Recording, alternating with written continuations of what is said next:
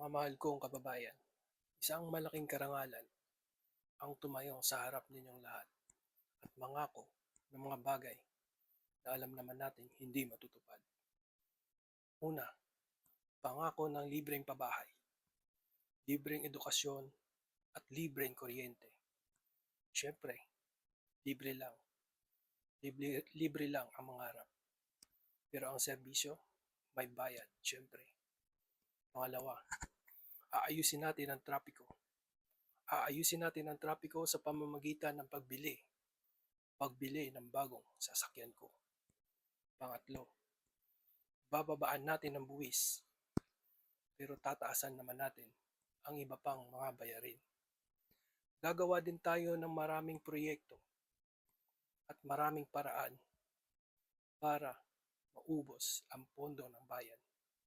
At syempre, pangako kong ako'y magiging tapat at walang bahid ng korupsyon. Eme lang.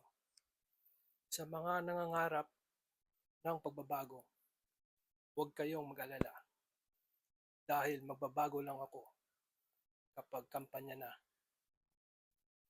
Sa darating na eleksyon, ako'y iboto nyo dahil kung hindi, baka mas malala pa ang manalo.